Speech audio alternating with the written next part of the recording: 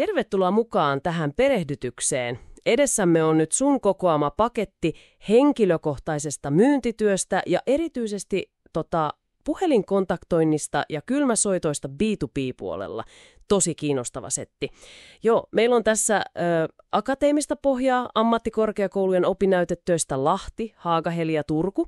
Ne käsittelee myyntiprosesseja, äänenkäyttöä, uusia asiakkaiden kontaktointia. Aivan. Ja sitten on tätä käytännönläheisempää materiaalia, YouTube-videota kylmäsoitoista, Rainmakerin ja Adeptuksen vinkkejä. Ja sitten kurkistus ihan sinne kentälle TikTokin ja jopa yhden, aika sanoisiko, värikkään Reddit-keskustelun kautta. Jaa, eli aika laaja skaala tosiaan. Kyllä. Ja meidän homma on nyt kaivaa näistä kaikista lähteistä ne olennaisimmat oivallukset ja parhaat neuvot.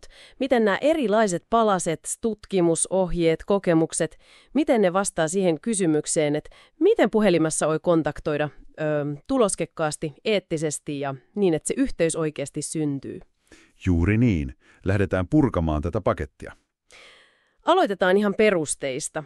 Tosi monessa sun lähteessä, kuten siinä Mikko Janhosen vanhemmassa opinnäytetyössä, korostetaan sitä jäsennellyn myyntiprosessin tärkeyttä B2B-myynnissä. Se tuntuu olevan se perusta kaikelle. Mitäs malleja sieltä nousi esiin? No, Janhonen käy läpi niitä klassikkoita. Esimerkiksi se AIDA tai AIDAS-malli, Attention, Interest, Desire, Action ja joskus Satisfaction lopussa. Se on yksi tunnettuimmista. Joo, tuttu kirjainyhtelmä. Niin on. Se etenee aika suoraviivaisesti. Herätä huomio, sitten kiinnostus ja halu ja lopulta toiminta ja tyytyväisyys. Mutta Janhonen tuo esiin myös sen kritiikin, mikä on tärkeää, eli se on aika myyjäkeskeinen. Aivan. Eikä se välttämättä kuvaa sitä, miten asiakas oikeasti ostaa.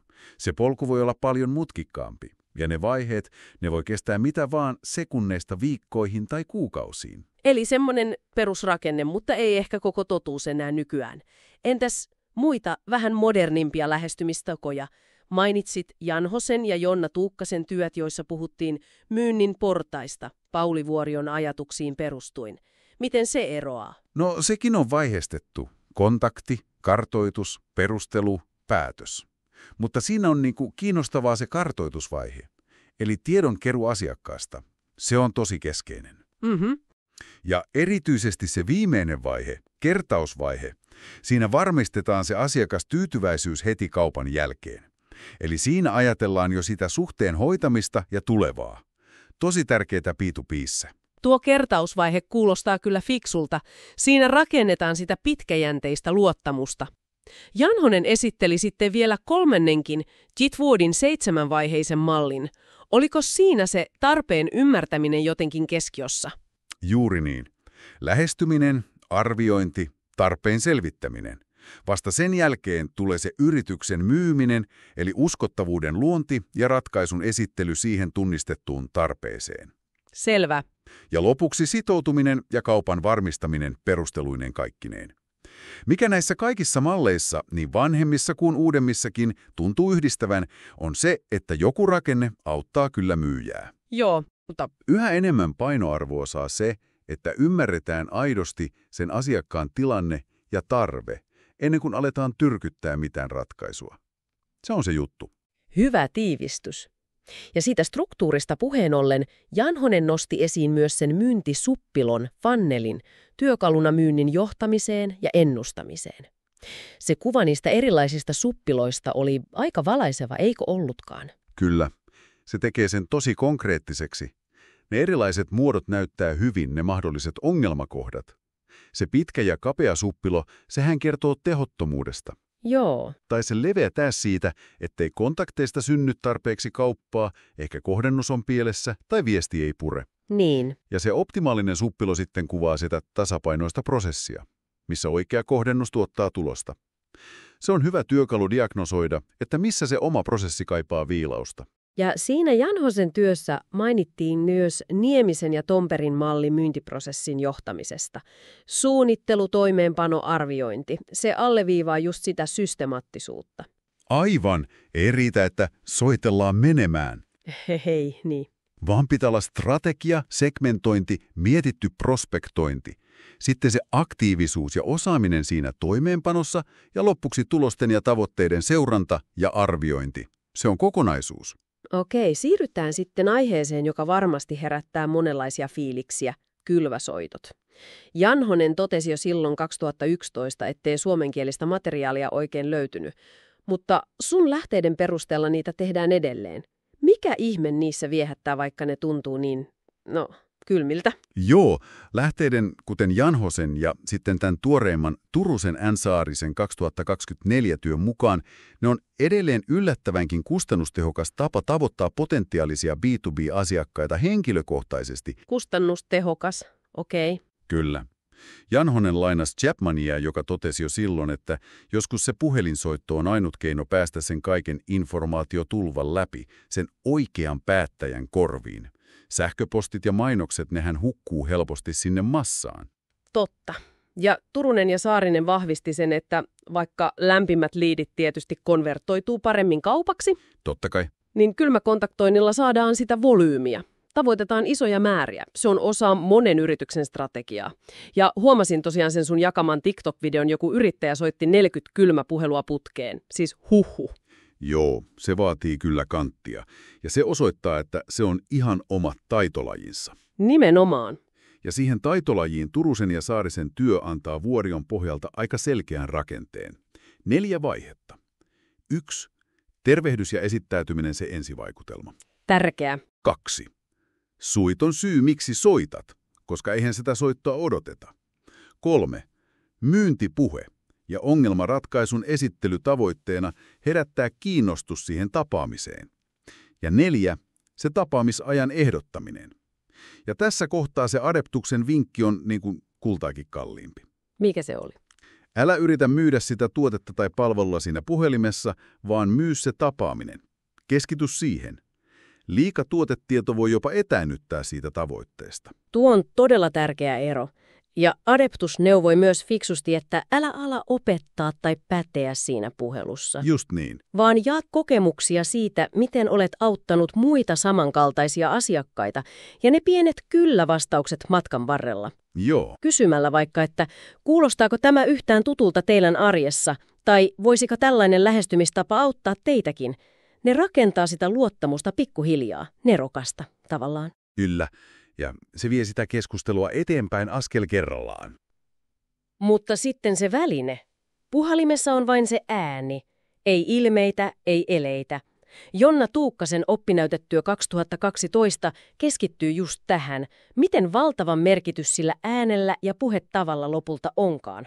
Tuukkanen argumentoi tosi vakuuttavasti, että se ääni on kuin käyntikortti.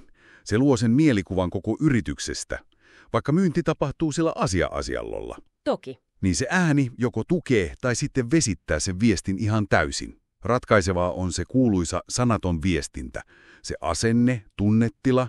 Kuuluuko sieltä aito innostus, kiinnostus vai kireys ja välinpitämättömyys? Niin. Tuukkanen mainitsee jopa, että aito hymy voi kuulua äänessä. Se on aika jännä juttu. Se on uskomatonta, mutta varmasti totta. Ja se Patrick Dungin YouTube-video, jonka olit löytänyt, antaa tähän tosi konkreettisia työkaluja. Intonaation hallinta. Eli se sävelkorkeuden vaihtelu. Hän suositteli rauhallista, vähän matalampaa sävyä, ettei kuulosta epävarmalta. Äänenvoimakkuus, puheen nopeus. Aivan. Hän väitti, että jopa 70% siitä vaikutuksesta tulee siitä, miltä kuulostat, ei pelkästään siitä, mitä sanot. Se on paljon. On. Ja se peilaaminen, eli sen keskustelukumppanin energian ja puherytmin tajuaminen ja siihen mukautuminen, se kuulostaa todella tehokkaalta keinolta luoda sellaista alitajusta yhteyden tunnetta. Juuri tuo peilaaminen, jota Tuukkanen kutsuu sopeutumiseksi asiakkaan ääneen, on ihan keskeistä. Rauhallinen, asiantunteva ääni herättää luottamusta. Usein se on vähän matalampi sävy. Ja sitten ne vältettävät asiat. Ne täytesanat, niin kuin, epäselvä artikulaatio, liian monotoninen puhe tai sitten se toinen ääripää, että käy ihan ylikierroksilla. Joo, ärsyttävää kuunneltavaa. Niin on. Ja Tuukkasen työn liitteenä ollut ääniergonomia muistilista on myös hyvä. Ryhti kuntoon, kuulokkeet päähän. Ei sitä luuria korvan ja olkapään välissä. Just niin. Se vaikuttaa ääneen ja jaksamiseen. Ja se purkkaisuussa puhuminen, siis ehdoton ei. Se viestii niin suurta epäkunnioitusta. Totta. Hyviä käytännön vinkkejä. No miten sitten se kaikkein tärkein, eli se luottamus? Miten se rakennetaan pelkän äänen varassa? Rainmakerin artikkeli tarjosi tähän jotain ajatuksia. Rainmaker korosti aitoutta. Kerro lyhyesti, kuka olet ja mistä firmasta soitat, ettei se asiakas koe puhuvansa jollekin kasvuttomalle koneelle tai edustajalle vaan. Ihmiselle. Ihmiselle, juuri niin. Mutta sitten, kaikkein tärkeimpänä, keskity kuuntelemaan. Esitä avoimia kysymyksiä, sellaisia, jotka auttaa sua ja usein sitä asiakastakin ymmärtämään hänen todellista tilannettaan ja tarpeitaan. Aivan. Se osoittaa, että sä olet oikeasti kiinnostunut hänen haasteistaan, etkä vain siitä omasta myyntistäsi. Se kuuntelemisen taito nousee esiin niin monessa sun lähteessä, myös Tuukkasella. Se tuntuu olevan se supervoima tässä hommassa. Kyllä se on. Ja se Patrick Dangin vinkki siitä, miten kohteliaasti palauttaa rönsyilevä keskustelu takaisin raiteilleen kysymällä relevantin kysymyksen, saisinko kysyä ihan nopeasti vielä tästä aiheesta X, on tosi hyvä käytännön työkalu. Joo, se on tärkeä taito osata ohjata keskustelua. Mutta pitää myös muistaa se B2B-maailman realiteetti, mistä Janhonenkin muistutti. Siihen päätöksentekoon osallistuu usein monta ihmistä. Niin, se ei ole vain se yksi henkilö, kenen kanssa puhut. Juuri näin. Se kanadalainen tutkimus, joka mainitsi sen 4-2 vaikuttajaa keskisuurissa ja suurissa yrityksissä, se on hyvä pitää mielessä. Myyjän pitää osata navigoida siellä organisaatiossa ja vakuuttaa eri tahoja. Vaatii pelisilmää. Kyllä. Ja luottamus syntyy myös asiantuntemuksesta. Kuten Rummukainen totesi siinä Janhonsen lainaamassa lähteessä, hyvä tuotetuntemus on ihan ehdoton perusta. Se antaa varmuutta vastata kysymyksiin ja perustella ne hyödyt. Ei joudu selittelemään. Mutta sitten on se kolikon kääntöpuoli. Puhelinmyyntiin liittyy tosi paljon negatiivista kaikua. Ja se yksi sun lähdeaineisto, se Reddit-keskustelu siitä Superior Sales-firmasta avaa tätä puolta aika raadollisesti. Mitä sieltä nousi esiin? Joo, se keskustelu on kokoelma aika voimakkaita ja subjektiivisia kokemuksia. Siellä erityisesti nuoret, usein kesätyöntekijät, kuvas pettymykseen palkkaukseen liittyen. Minkälaisia pettymyksiä? He kokivat, että ne sopimukset oli epäselviä ja että sen tuntipalkan saaminen oli sidottu myyntitavoitteisiin. Siellä mainittiin esimerkkinä 0,9 myyntiä per tunti, jotka tuntui heistä ihan kohtuuttomilta, varsinkin uudelle työntekijälle. Päällimmäisenä tuntui olevan sellainen kokemus, että nuorten kokemattomuutta käytettiin tavallaan hyväksi. Ikävää. Ja kritiikkiä sai myös itse myyntitapa. Kyllä. Kommenteissa kuvattiin väitteitä tosi aggressiivisesta tuotehyötyjen liioittelusta. Se parannut Ebolasta heitto jostain vitamiimeista oli aika, hurja esimerkki. Aika uskomaton. Ja jopa häikeilemättömästä kohdentamisesta haavoittuvassa asemassa oleviin ihmisiin.